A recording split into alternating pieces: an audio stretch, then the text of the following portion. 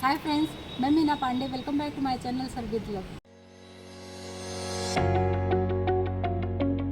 आज मैं पोहा से एक स्नैक्स बनाने जा रही हूँ। जैसे छोटी मोटी भूख लगती है ना, तो 1 कप पोहा लिया है। ये पोहे को मैं 2-3 पानी अच्छे तरीके से धो के ले लेती हूँ। ये धो के मैंने ले लिया है। ये बहुत जल्दी फूल जाता है क्योंकि ये बिल्कुल बारीक वाला है। अगर जो मोटा वाला भी पोहा हम ले रहे हैं ना, तो उसको 10 मिनट आप इस तरीके से धोने के बाद 10 मिनट उसको रख दीजिए ढक के, तो वो पोहा भी हमारा फूल जाएगा। भी पानी एक्स्ट्रा होगा छन्नी से नीचे झड़ जाएगा।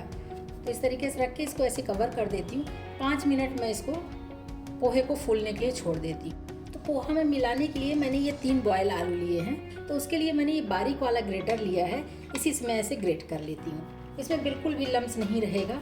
ये देखिए, मैंने तीनों आलू को अपने ग्रेट कर लिया है। और देखिए, ये बारीक वाले से ग्रेट किया। देखने में कैसे चीज़ जैसा लग रहा है ना, एकदम सुंदर सुंदर सा लग रहा है।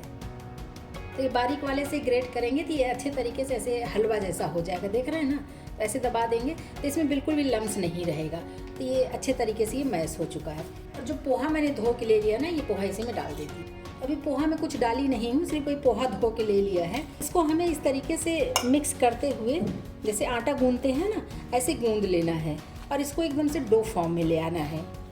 तो ये जो पोहा पोहा सा लग रहा है ना, ये पोहा नहीं लगेगा। ये एकदम जैसे कि आटा है उस तरीके से लगेगा।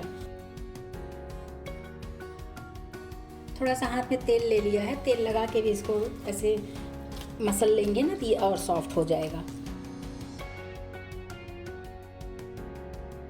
तो अभी इसी में मैं बाकी चीज़ें मिला लेती हूँ, क्योंकि इसमें तो कोई टेस्ट है नहीं आटे में। आलू को ग्रेट करके मिक्स करके रखा है ना, इसको इसी में डाल देती हूँ। इसी में मैंने थोड़ा सा धनिया पत्ती काट लिया है। थोड़ा रेड चिली है, इसको मैंने स्लाइस में काट लिया है। और ये मैंने 5-7 करी पत्ता को ऐसे लंबे लंबे स्लाइस में काट लिया है। 2 हरी मिर्ची काट लिया है। ये सब इसी में डाल देती हूँ। टेस्ट के अकॉर्डिंग नमक डाल रही हूँ। तो क्योंकि टेस्टी बनाने के लिए स्पाइसेस डालना ज़रूरी है ना, तो 1/4 टीस्पून मैं इसमें हल्दी पाउडर डाल रही हूँ। 1/2 टीस्पून इसमें मैं जीरा डाल रही हूँ। आप चाहिए तो अजवाइन भी डाल सकते हैं। 1/2 टीस्पून धनिया पाउडर डाल रही हूँ। 1/4 टीस्पून काश्मीरी लाल मिर्च पाउडर डाल रही हूँ। 1/2 टीस्पून गरम मसाला डाल रही हूँ। बाइंडिंग के लिए इसी में मैं 2 टेबल स्पून बेसन डाल रही हूँ। बेसन डालने से थोड़ा और टेस्टी हो जाएगा और बाइंडिंग इसकी अच्छी हो जाएगी। तो बस अभी इन सब चीज़ों को मैं इसे मिक्स कर लेती हूँ। इसमें अभी तक तो पानी की ज़रूरत नहीं पड़ी है, तो इसको मैं पहले गूंद लेती हूँ। तो अगर पानी की ज़रूरत पड़ेगी थोड़ा बहुत, तो फिर पानी यूज़ करूँगी। बाकी मुझे लगता नहीं कि इसमें पानी की ज़रूरत पड़ेगी, क्योंकि आलू में भी मॉइस्चर होता है। और जो मैंने पोहा को भिगा लिया था वो तो गीला था ही ना। इसका नाश्ता बहुत ही टेस्टी बनके तैयार होता है फ्रेंड्स। इसको आप चाहिए तो चाय के साथ भी खा सकते हो। और अगर आपको चाय के साथ नहीं खाना है, वैसे ही ज़रूरी नहीं कि सभी चाय पीते हो ना, तो अगर आप वैसे ही खाओगे ना, तो चटनी के साथ खाओ, सॉस के साथ खाओ, अचार के साथ खाओ, बहुत टेस्टी लगता है। तो ये देखिए, आटा हमारा आराम से गूंज जा रहा है। इसमें पानी की बिल्कुल ज़रूरत नहीं पड़ रही है। मैंने 1/2 टीस्पून जितना तेल लिया, रिफाइंड ऑयल लिया है। इसको लगा के फिर अच्छे तरीके से गूंद लूँगी, तो आटा हमारा थोड़ा सा ये चिकना चिकना सा हो जाएगा। तो तेल लगाने से चिपकेगा नहीं। ये देखिए, छोड़ना शुरू कर दिया है। तो बस इसी के लिए हमें वो तेल की ज़रूरत पड़ी है। आटा हमारा बन के तैयार हो गया। इसको ऐसे कवर कर देती हूँ। 5 मिनट फिर से मैं इसको रेस्ट पे रखूँगी। जो भी मसाले वगैरह डाले हैं ना, तो वो अच्छे तरीके से मिक्स हो जाए। 5 मिनट हो गया रेस्ट पे रखे हुए। आटा हमारा एकदम परफेक्ट बन के तैयार हो गया। आटे में से मैंने देखिए इतना बड़ा सा पीस काट के निकाल लिया है। मुझे बेलना है, तो मैं थोड़ा सा सूखा आटा डस्ट कर लेती हूँ इस पर।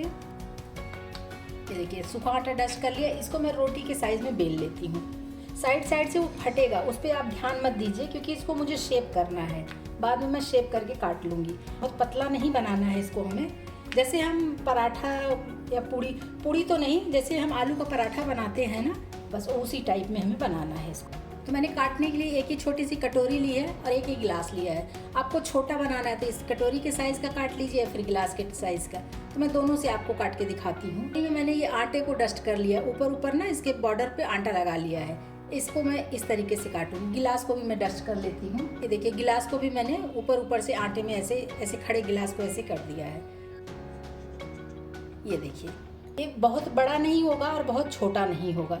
ये देखिए, इतनी बड़ी हमारे ये इस तरीके से ये बन के तैयार हो गया। ये होगा तो दोनों से ही आप काट सकते हो। कटोरी वाला इतना छोटा सा होगा, गिलास वाला थोड़ा सा बड़ा होगा। तो दोनों तरीके से आप काट सकते हो। इसी तरीके से काट लेती हूँ, फिर मैं फ्राई कर लूँगी। इतना मेरा ये बन गया है। इसको आप डीप फ्राई भी कर सकते हो और इसको आप फ्राइंग पैन में डाल के सैलो फ्राई भी कर सकते हैं। तवा पे आप सेक सकते हो, तो जैसे आपकी चॉइस है उस तरह से आप कर सकते हो। तेल मैंने रख दिया गर्म होने के लिए। इसी में मैं एक आटे का टुकड़ा डाल के चेक कर लेती हूँ। तेल हमारा गर्म हो चुका है, देखिए डालते ही बबल्स आ गए हैं ना। अभी मैं गैस को बिल्कुल कम कर देती हूँ और एक एक करके अपनी जो ये मैंने बना लिया है स्नैक्स ना, एक एक करके इसको मैं डाल देती हूँ। तो गैस को स्लो टू मीडियम पे कर देती हूँ और धीरे धीरे इसको मैं पकने देती हूँ ऐसे। और देखिए कितना अच्छा फूल रहा है। एक बार ऐसे पलट दीजिए ना, उसके बाद देखिए फूलने लगता है। ये देखिए 2 फूल गए हैं, ये देखो तीसरा भी फूल गया। इसी तरीके से चौथा भी फूल जाएगा। कितने क्यूट क्यूट से लग रहे हैं, छोटे छोटे से। आप चाहिए तो थोड़ा और छोटा बना सकते हो, थोड़ा और बड़ा बना सकते हो। ये देखने में बहुत ही क्यूट लग रहे हैं और कितना अच्छा इसका कलर आया है ना, येलो ग्रीन रेड सभी कलर आ गए हैं।